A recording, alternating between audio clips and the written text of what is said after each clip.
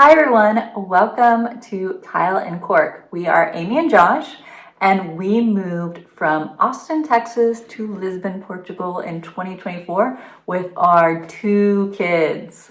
Now we're here sharing our experiences of moving abroad, and today we're actually doing something a little bit different because we're actually not sharing our specific experiences of moving abroad. We're sharing something that might be helpful to you if you are wanting to move abroad but wanting to do it fast. Because we know you might not be wanting to wait on the whole process of applying for and getting a residency visa, and you might just want to move to Europe next week, next month. And so we're here to tell you how you can actually do that. Yeah, we've seen a lot of questions online, people saying, things are changing fast, and I would like to get out of here fast. Leave now, tomorrow. And how can I do that? And honestly, moving directly to Portugal, it takes a little while. Not a long time, but it takes a little while. Yeah, you gotta do a lot of process stuff before you do that. And you can still move to Portugal, but maybe you want to live somewhere else while you do that. Yeah, so let's talk about all the ways you can do that. How you can leave the US tomorrow if you want and move to Europe. Now we know that this might not be possible for everybody. You have to be in a position where you can pack up your life and move in the next day or week or month. But for those who can and are willing to do it, then hopefully this information helps you out. I think with this information, we know in retrospect, sooner is better than later. It's true. If we could have moved years sooner. And honestly, we could have moved sooner. Yeah. And we just want to make sure we had everything in place. And we also didn't know about some of these other possibilities, which if we had, maybe we would have done that. Yeah, absolutely.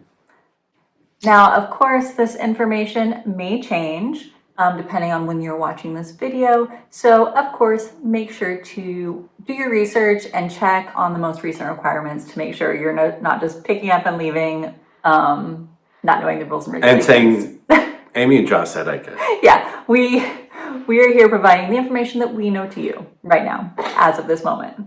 Okay, so let's talk about the first option of how you can just move to Europe without any sort of visa. So the first option is really to hop around from country to country and really be a nomad. I have read accounts of people who have done this and they have loved it. I think this is a really good option if you're not wanting to kind of stick to one country and you want to explore a lot of different countries. Now, there is one very important thing to note, and that is knowing the rules of the Schengen zone. So a lot of countries in Europe are part of the Schengen area, and in the Schengen area, you can only stay in the Schengen area in any Schengen countries. Schengen. I feel like Schengen. It's a dirty word at this point. Schengen, for every 90 days out of every 180 days. So you kind of there are calculators online that you can actually use to make sure you're not staying in the Schengen area for more than that amount of time. If you're going to do this, I highly recommend maybe taking advantage of one of those calculators. But it's important to know that most countries in Europe are part of the Schengen area. There are some countries that aren't, and I think it's important to call out some of the ones that aren't and the ones that you know. Was Vatican City one? Could we have gone to see the Pope's funeral and then pop back in? I feel like Vatican City is probably part of the Schengen area because Italy is part of the Schengen area. But if you're wanting to stay within Europe, it is important to know what countries are not part of the Schengen area. Now, there are countries that recently joined the Schengen area. So if you're watching videos from a couple of years ago, you might have seen people talk about or travel to areas like Croatia that are now part of the Schengen area. So I think it's just important. No Schengen way. Yeah, absolutely. So I think it is important. Like with anything, it is important to get the most up-to-date information. And so make sure you do your research. Okay, so there are a lot of pros to doing things this way.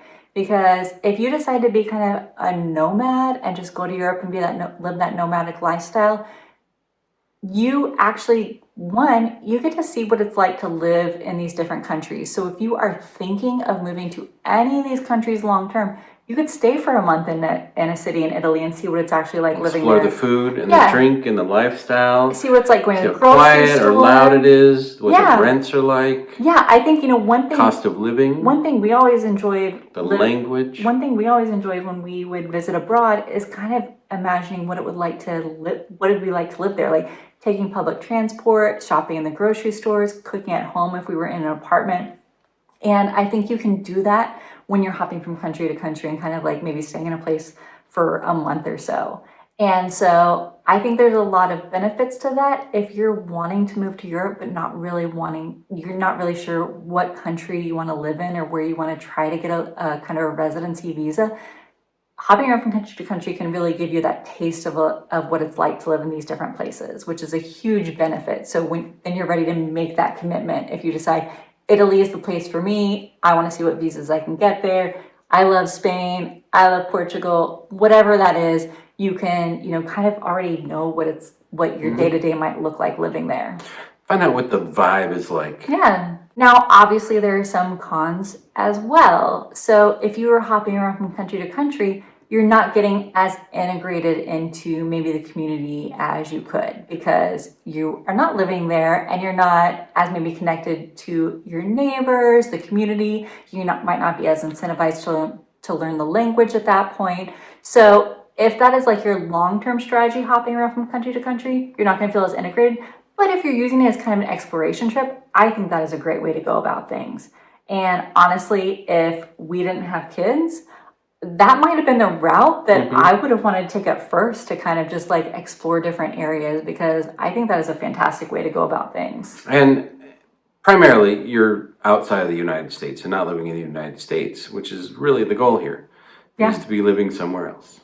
The next option is actually moving to a country a little bit more long-term. Now, a lot of people don't know this, but there are a couple places you can move to in Europe where you don't need to apply for a visa before you move there. I know, it's crazy, right? No Schengen way. Yeah, absolutely. And neither of these countries are part of the Schengen zone. So they are also countries you can go to if you're doing the Schengen hopping thing. So the first one is Albania. Now, Albania, if you have not looked it up or are familiar with the country, is just north of Greece on the Adriatic coast. And the Adriatic Sea is fantastic. I love the Adriatic Sea. And Albania is on the Adriatic Sea. So, wow, you really went on a limb with that one, being Adriatic Sea defender. I love the Adriatic. I mean, given today's politics. We have sailed across the Adriatic Sea. It's just a ferry. We ferried. We ferried across the Adriatic Sea. Yeah, you're right. Sailing makes it seem more romantic than it is. We were on a giant ferry. But that also sounds kind of romantic. Anyway, so you could ferry across to Albania from Italy because it's across from Italy. But Albania is a country that you can move to for a year without applying for a visa. So Albania, you can stay in.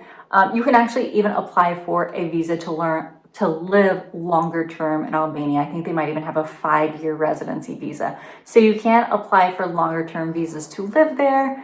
But if you want to do that, but also you can also just stay there for a year visa free. So that is a place you can fly over from the US, stay there, and have that happen. So we'll include some notes. We'll include some links in the description so you can check that out because, as we said, these can always change and it's important to know the most up-to-date information. And there are some specific things about like if you are working there or going to school there, then you actually might have to apply for an actual visa. All right, and there is one more country in Europe that we know of that you can just go to and stay for 365 days without having to apply for a visa, and that is, a lot of you are familiar with this name, Georgia. We are talking about the country, not the state. So Georgia is, I think it's kind of on the other side of the Black Sea. It's in an area of Europe that... You didn't even Google map it? No, well, I know where it is, but I think it's the Black Sea. So anyway, it is considered part of Europe, even though it is not in the typical part of Europe that you think of. However, Georgia can be a fantastic place. It is a European country. They're another country where you can go and stay for 365 days without having to apply for a visa. If you want to stay longer than that, then you do need to apply for a residency visa. Or it has to be a leap year. Or a leap year, yeah, absolutely. But just know that there's options out there. Yeah, absolutely. You don't have to make your permanent decision right now. But if you want to get out soon, there are options for you to travel, hop around, find the city that you want to be in. Yeah, and we are going to talk about a third option here. Now, we are. I know you didn't know this. We are talking about a third option. So the third option is something that we wish maybe we had employed. So this is... Do tell. I know. So this, you might already have done your research on visas, and you might already say, I want to live in Portugal, I want to live in Spain, wherever that is. But you know it's going to take some time to apply for that visa and then move to that country. So one thing that we wish we would have done is after we had our visa appointment in the US, is just move to that country. Because you can still stay for so in Portugal, we could stay for 90 days in Portugal after moving here without having our visa approved. So we wish in some ways we had our appointment in the US, just planned on moving to Portugal shortly after that. So if you already have all your ducks in a row for your appointment, then move after your appointment if you can. There's a lot of stuff you need to get done when you move to a new country. For example, find a place to live and get your kids registered in school.